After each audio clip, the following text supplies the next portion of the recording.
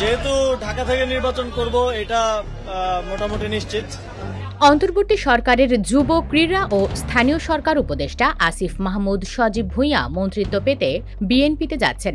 রাজনীতির এই গুঞ্জনের মধ্যেই জাতীয় নাগরিক পার্টির মুখ্য সমন্বয়ক নাসির উদ্দিন পাটোয়ারি দিলেন এক ইঙ্গিতপূর্ণ ফেসবুক স্ট্যাটাস। বললেন, বন্ধু, পতাকা বিক্রি করো না। 10 নভেম্বর সন্ধ্যায় নিজের ভেরিফাইড ফেসবুক পেজে এই স্ট্যাটাসটি দেন পাটোয়ারি। স্ট্যাটাসে তিনি কারো নাম উল্লেখ না করে লেখেন, বন্ধু, তোমার লাল টুকটুকে স্বপ্ন আর পতাকা একটা সিটের বিনিময়ে বিক্রি করে দিও না। তবে কোনো নাম উল্লেখ না করলেও সবাই জানে তিনি কাকে ইঙ্গিত করেছেন। নাসির উদ্দিন পাটোয়ারির স্ট্যাটাসটির স্ক্রিনশট নিজের ফেসবুকে শেয়ার দিয়ে এর বিশ্লেষণ করেছেন এনসিপির যুব সংগঠন জাতীয় যুব শক্তির কেন্দ্রীয় যুগ্ম আহ্বায়ক মোহাম্মদ আসাদুল্লাহ। তিনি লিখেছেন, এই পোস্টটা উপদেষ্টা আসিফ মাহমুদ সজীব ভুঁইয়াকে নিয়ে করা, এতে কোনো সন্দেহ নাই।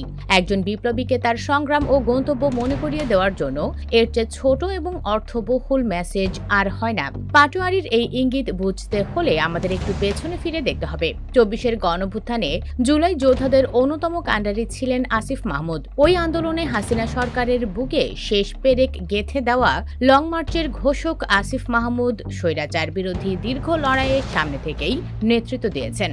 যখন তিনি অপরিচিত ছিলেন তখনও ফর্মে থাকা ছাত্রলীগের হাতে মার খেয়ে আপোষ করেননি। আসিফ মাহমুদের এই আপোষহীন মনোভাবই বৈষম্য বিরোধী ছাত্র নেতাদের মধ্যে তাকে একটা আলাদা গ্রহণযোগ্যতা দিয়েছিল, যার ফলশ্রুতিতে নাহিদ ইসলামের সাথে তিনিও অন্তর্বর্তী সরকারে জায়গা করে নেন।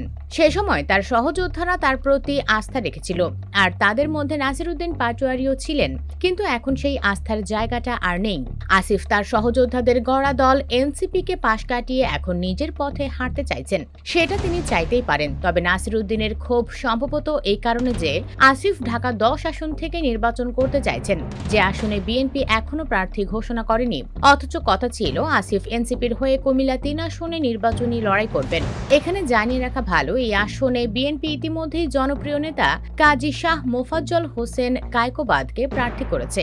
আসিফের এই পাল্টিবাজি যে নাসির উদ্দিনের অন্তরে ভালোই আঘাত দিয়েছে সেটা তার স্ট্যাটাসেই স্পষ্ট।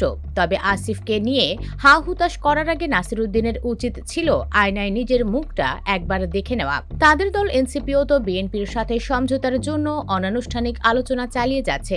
গণঅভ্যুত্থানের পরের চিত্রের সাথে এখনকার চিত্র মিলিয়ে দেখলে দেশের রাজনীতি নিয়ে হতাশাই জাগে। তখন মনে হয়েছিল পুরনো রাজনৈতিক দলগুলো তরুণদের কাছে দিক নির্দেশনা নিতে আসবে, তরুণদের হাতেই পরিবর্তন হবে দেশের ঘুণে ধরা রাজনীতি। কিন্তু এখন খোদ তরুণরাই রাজনৈতিক দলের কাছে ধর্ণা দেন একটা আসনের জন্য।